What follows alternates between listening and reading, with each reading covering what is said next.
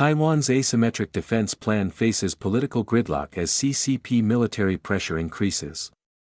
Commentary. Asymmetric warfare, including the porcupine strategy, massive drone deployment, and the Taiwan Dome, is recommended by U.S. officials and endorsed by Taiwan's Democratic Progressive Party as the most effective way to defend against a Chinese invasion.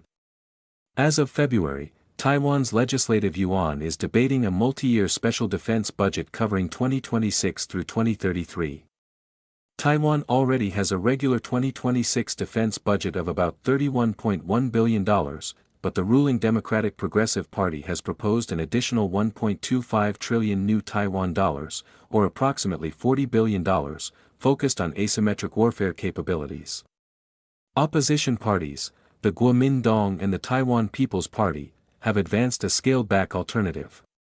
U.S. officials and many defense experts argue that the larger package is critical because it strengthens Taiwan's ability to deter or withstand a blockade or invasion by investing in survivable, mobile, and distributed systems central to asymmetric defense. The defense budget proposals are happening amid Beijing's tightening political control and leadership purges within the People's Liberation Army in recent months. This consolidation of power under Chinese leader Xi Jinping could signal a shift from gray zone coercion toward active preparation for a 2027 invasion window. U.S. officials assess that the PLA is nearing the capability to conduct a range of operations, including missile strikes, blockades, and a full amphibious invasion. The DPP's proposal aligns with the porcupine strategy, designed to make Taiwan unswallowable. It calls for more than 200,000 aerial drones, over 1,000 unmanned surface vessels, and the Taiwan Dome, a multi-layered, artificial intelligence integrated missile and drone defense network designed to counter saturation attacks. Funding would also support mobile systems such as the high-mobility artillery rocket system, Javelin anti-tank missiles, and Altius loitering munitions. To understand Taiwan's defense strategy, you have to start with the math of the Taiwan Strait. Taiwan is a democratic island of about 23.5 million people facing a superpower with a military budget roughly 10 to 15 times its own. Taiwan cannot win a symmetric fight. If it tried to match China jet for jet or ship for ship, it would lose because China can always build more. The PLA has a tremendous navy and a massive inventory of ballistic missiles capable of crippling Taiwan's airfields and ports in the opening hours of a war. The cost imbalance compounds the problem. A single US-made F-16 costs tens of millions of dollars, while a Chinese missile costs a fraction of that. Concentrating Taiwan's limited resources in a small number of high-value platforms would only create easy targets. Geography reinforces this logic. The Taiwan Strait is roughly 100 miles wide, making it a potential kill zone for an invading force if the defender employs the right tools. Asymmetric warfare is designed for exactly this scenario. Rather than competing platform for platform, it relies on small, numerous, mobile, and precise systems to defeat a larger force. The goal is deterrence by denial, making the cost of invasion in lost ships and troops so high that Beijing decides it is not worth attempting.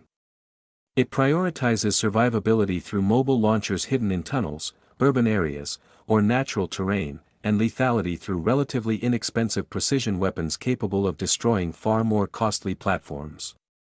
Under Taiwan's overall defense concept, the military has shifted away from traditional force structures toward these asymmetric methods. At sea, emphasis has moved from large destroyers and frigates to sea mines and fast, missile-armed corvettes designed for hit-and-run attacks.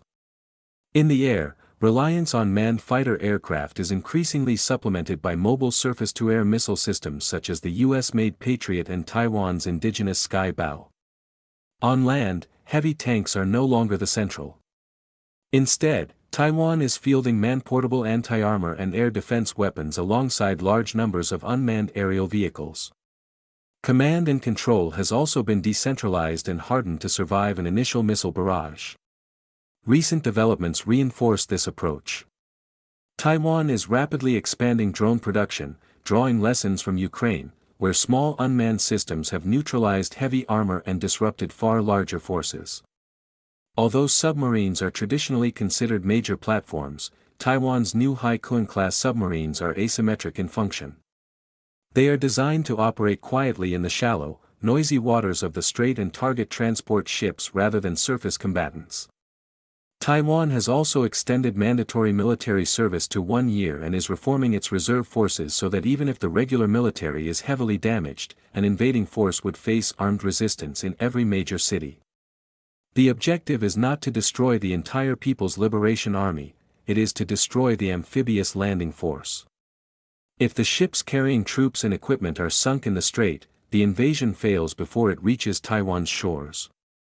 The supplemental budget would fund the Taiwan Dome island-wide air defense system, alongside drones, precision artillery, and artificial intelligence-enabled command and control systems through 2033. Taiwanese President Lai Ching-te intended this package to raise the cost of aggression while moving Taiwan's defense spending toward 5% of GDP by 2030. This plan builds on earlier special budgets for systems such as the Brave Wind anti-ship missile and the Harpoon coastal defense system, aligning with the 2025 National Defense Report's focus on asymmetric deterrence. Modeled in part on Israel's Iron Dome and the Golden Dome missile shield proposed by President Trump for the U.S. homeland, the Taiwan Dome is designed as a multi-layered safety net to protect cities and infrastructure from saturation strikes. If approved, the special budget would run alongside a separate $11.1 billion U.S. arms package that includes HIMARS, a truck-mounted launcher capable of GPS-guided precision strikes at ranges of several hundred miles. Its shoot-and-scoot mobility allows it to strike command posts, air defenses, logistics hubs, and troop concentrations, then relocate before Chinese forces can coordinate a counterstrike. For Taiwan, it is a textbook asymmetric weapon. Both the Democratic Progressive Party and Washington, Taiwan's primary ally, agree that an asymmetric warfare strategy is the most effective option for the island against the much larger PLA. However, although Taiwan has the necessary funds, the opposition-controlled legislature has repeatedly blocked the special budget. Experts warn that continued delays risk undermining deterrence as China's military spending continues to dwarf Taiwan's. President Lai recently posted a video urging the legislature to act, arguing that further delays harm Taiwan's international standing and military readiness.